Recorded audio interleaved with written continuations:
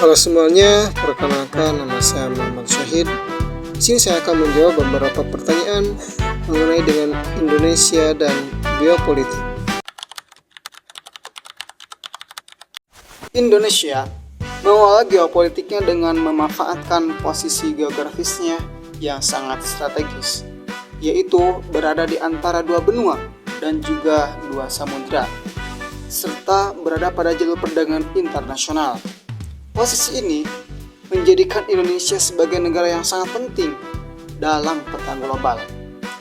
Pemerintahan memanfaatkan hal ini dengan aktif menjalin kerjasama secara bilateral maupun multilateral, menjaga stabilitas kawasan, dan memperkuat diplomasi ekonomi.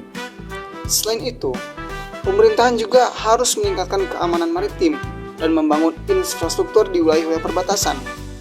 Semua upaya ini bertujuan untuk memastikan bahwa posisi strategis Indonesia membawa manfaat nyata bagi rakyat, seperti meningkatnya investasi asing, terciptanya lapangan kerja, dan meningkatnya ekspor produk dalam negeri.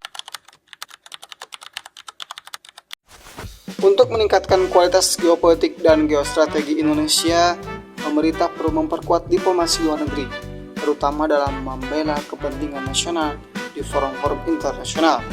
Selain itu, pembangunan wilayah perbatasan dan peningkatan keamanan maritim harus menjadi prioritas agar Indonesia dapat menjaga kedaulatan serta memperkuat pertahanan nasional. Pemerintah juga harus mendorong peningkatan kualitas sumber daya manusia melalui pendidikan dan juga pelatihan agar rakyat Indonesia mampu bersaing di era global. Di sisi lain, pemanfaatan teknologi informasi dan pengambilan kebijakan luar negeri juga sangat penting untuk menunjang analisis geopolitik yang akurat dan adaptif terhadap perkembangan zaman. Geostrategi adalah suatu perencanaan atau langkah-langkah strategis yang disusun berdasarkan letak geografis suatu negara guna mencapai tujuan nasional, terutama dalam hal pertahanan, keamanan, dan juga pembangunan. Sementara itu, geopolitik merupakan kajian atau analisis mengenai pengaruh faktor-faktor geografis terhadap kebijakan politik dan hubungan antar negara. Geostrategi dan geopolitik saling berkaitan erat, di mana geopolitik menjadi dasar pertimbangan atau landasan analisis dalam penyusunan strategi. Sementara untuk geostrategi adalah implementasi praktis dari hasil analisis geopolitik tersebut. Dengan kata lain, geopolitik memberikan arah atau pandangan, sedangkan geostrategi adalah menentukan langkah yang harus diambil oleh suatu negara. Salah satu contoh nyata penerapan geostrategi di Indonesia adalah adanya program Tol Laut. Program Tol Laut ini bertujuan untuk menghubungkan wilayah-wilayah kepulauan Indonesia agar lebih terintegrasi secara ekonomi dan logistik. Selain itu, pembangunan infrastruktur di wilayah perbatasan seperti di Natuna, Papua, dan Entikong juga merupakan bagian dari upaya mempertahankan kedaulatan serta pemerataan pembangunan. Konsep poros maritim dunia ini dicanangkan Indonesia juga merupakan strategi besar yang memanfaatkan kekayaan laut dan posisi strategis Indonesia guna meningkatkan kedaulatan ekonomi nasional sekaligus memperkuat pertahanan. Kendala utama dalam penerapan prinsip good governance di Indonesia adalah masih banyaknya praktek korupsi, lemahnya akuntabilitas, dan kurangnya transparansi dalam tata kelola keamanan dalam pemerintahan. Selain itu, pada birokrasi ini masih terbelit serta rendahnya partisipasi publik dalam proses pengambilan kebijakan.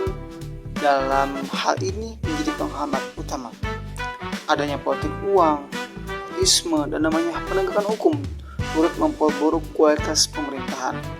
Padahal adanya good governance menuntut tata kelola yang partisipatif, transparan, efektif, efisien, dan taat pada hukum.